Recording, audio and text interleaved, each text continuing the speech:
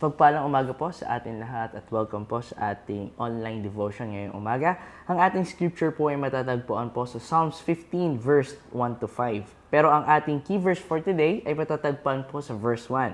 At sabi nga po dito, and I will read it sa NIV version, sabi nga dito, "The Lord who may dwell in your sacred tent, who may live on your holy mountain." So madalas tinatanong po natin, Lord, paano ba ako lalapit sa iyo? Diba? Paano ba ako magiging kalugod-lugod sa inyong paningin or sa inyo?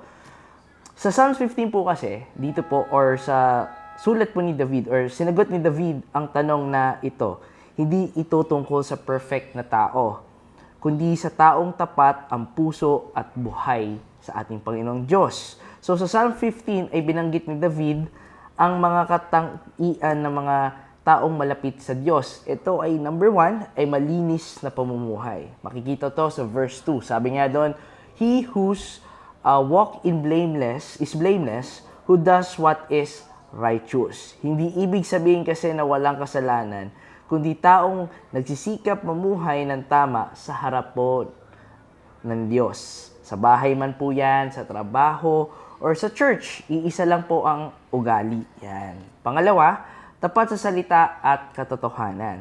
Sa verse, makikita to sa verse 2 and 3. Sabi nga doon, "Who speak the truth from their heart." Kasi hindi chismoso, hindi mapanira, hindi din mapanlinlang, kundi ang salita natin ay dapat nagbibigay buhay, hindi sumisira. Yan po, tatandaan po natin. Pangatlo ay may paggalang sa iba. Verse 3 to 4. Sabi nga doon, "Who does no wrong to a neighbor."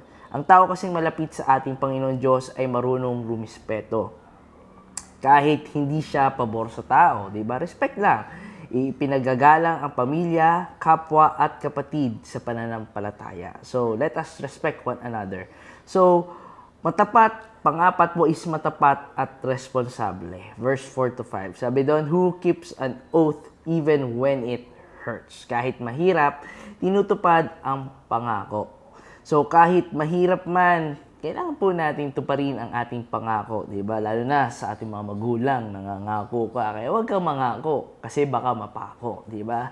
Sa ministry, sa trabaho at relasyon, merong integrity. So, ano po ang lesson na natutunan natin sa scripture na binasa po natin? Tandaan po natin, ang tunay na kalapitan ng Diyos ay hindi lang sa pagdarasal, kundi sa pamumuhay po natin araw-araw. Hindi lang sa church on Sunday, kundi Christ in me every day. So, sabi nga dito sa Psalms 15 verse 5, so panghuli na to, "Whoever does this thing will never be shaken." Kapag namuhay kasi tayo ayon sa kalooban po ng ating Panginoon Diyos, hindi basta-basta matitinag, hindi din madaling sumuko, at matatag kahit merong problema. Dahil ang pundasyon po natin ang ating Panginoong Jesus o si Kristo higit sa lahat.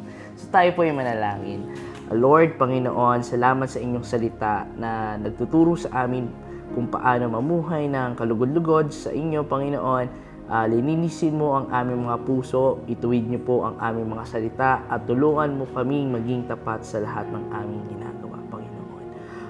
Tulungan niyo po kami, Panginoon, hindi laging maging Kristiyano sa pangalan, kundi sa gawa at pamumuhay. Ito po sa madalangin po namin sa matamis sa pangalan ni Jesus.